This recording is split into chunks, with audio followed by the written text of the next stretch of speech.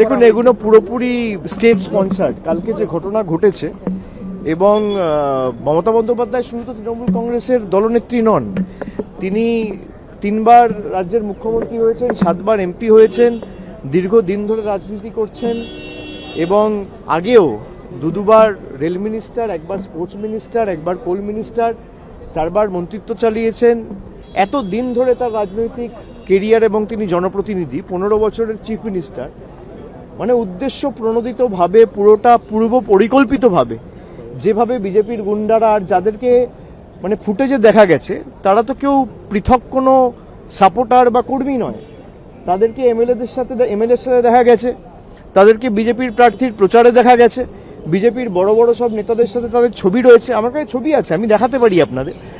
পুরোটাই state sponsored. এরা চায় না বিরোধী রাজনৈতিক দল থাকুক, বিরোধী রাজনৈতিক দলের নেতারা বেঁচে থাকুক, প্রাণে মারতে চায়। গতকালের যে ঘটনা, এটা আবার প্রমাণ করছে। আপনারা দেখেছেন, আমি যেদিনকে এয়ারপোর্টে গেছিলাম, এখানে স্পিকারের সাথে দেখা করতে এসেছিলাম, সেদিনকে রাত্রে কলকাতায় ফিরে যাওয়ার সময়, খুব সম্ভবত 19শে জুন, এয়ারপোর্টে বন্দুক হাতে দেখা গেছে বিজেপির এক দুষ্কৃতীকে। এখনো পুলিশ তাকে অ্যারেস্ট করেনি। তার সাথে শুভেন্দু অধিকারীর ছবি রয়েছে, যিনি বর্তমানে এখন বাংলার মুখ্যমন্ত্রী। যিনি বন্দুক হাতে এয়ারপোর্ট গেছিলেন, তাকে পুলিশ এখনো পর্যন্ত গ্রেফতার করেনি। তার কারণ, তাকে মদত দিয়েছে বাংলার মুখ্যমন্ত্রী শুভেন্দু অধিকারী।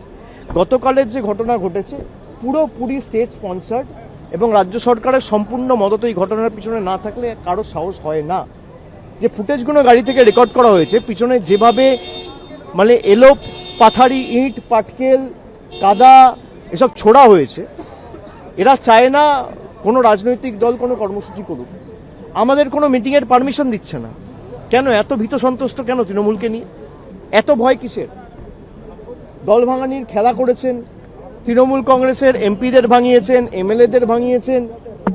আর এখন যারা বিরোধী দলের তকমা পেয়েছে, তারা তো আমি দেখলাম না গত 2 মাসেও, তকমা পাওয়ার পরেও বিজেপির কোনো রাজনৈতিক নেতার বিরুদ্ধে কোনো আক্রমণ, কোনো একটা সাংবাদিক বৈঠক করে আক্রমণ করে দুটো ন্যায্য প্রশ্ন বা দাবি, মানুষের দাবি নিয়ে সরব হতে। তারা আক্রমণ করছে তৃণমূল কংগ্রেসকে, তারা আক্রমণ করছে মমতা বন্দ্যোপাধ্যায়কে, তারা আক্রমণ করছে আমাকে, তারা আক্রমণ করছে এখনো যারা তৃণমূল কংগ্রেসকে ভালো করে ভালোবেসে দলটা করছে তাদের। এই বিজেপি আর বিজেপির বি টিম মিলে বাংলাটাকে শেষ করেছে। আমার বিশ্বাস যে বাংলার মানুষ 3 মাসে এরা যা দেখিয়েছে, বাংলার মানুষ এদের ক্ষমা করবে না। অন্নপূর্ণার ভাণ্ডার নিয়ে প্রতিশ্রুতি দেওয়া সরকার ক্ষমতায় আসার পর অন্নপূর্ণা ভাণ্ডারের পর বুলডোজার চালিয়েছে। চারিদিকে ভয়, সন্ত্রাস, ভেঙে দাও, গুড়িয়ে দাও, জ্বালিয়ে দাও, কাটিয়ে দাও, গুড়িয়ে দাও, এই রাজনীতি, ভয়ের রাজনীতি। তারা বলেছিল ভয় আউট ভরসা ইন। আজকে বাংলার মানুষ দেখছে 3 মাসের যে সরকার, ভরসা আউট ভয় ইন।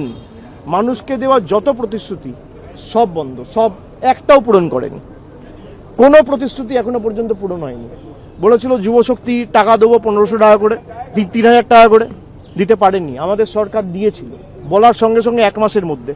গত 5 বছরে আপনি একটা মহিলা দেখাতে পারবেন না বাংলায় যে বলতে পারবে যে লক্ষ্মীর ভাণ্ডারের যোগ্য প্রাপক হয়ে তিনি টাকা পাননি। আজকে প্রায় 3 মাসের মধ্যে 1 কোটি মহিলাকে অন্নপূর্ণা ভাণ্ডারের লিস্ট থেকে বাদ দিয়ে দেওয়া হয়েছে। এই সরকার দিল্লির তল্পিবাহক হিসেবে কাজ করছে, জমিদারদের অঙ্গুলি হেলনে চলছে।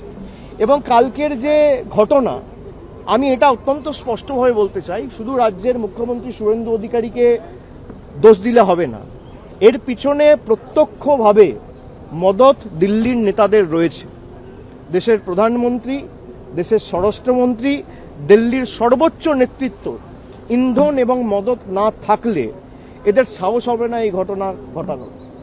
পুরোপুরি মদত দিয়েছে দেশের প্রধানমন্ত্রী, স্বরাষ্ট্রমন্ত্রী এবং বাংলার মুখ্যমন্ত্রী শুভেন্দু অধিকারী। এটা এক্সিকিউট করেছে।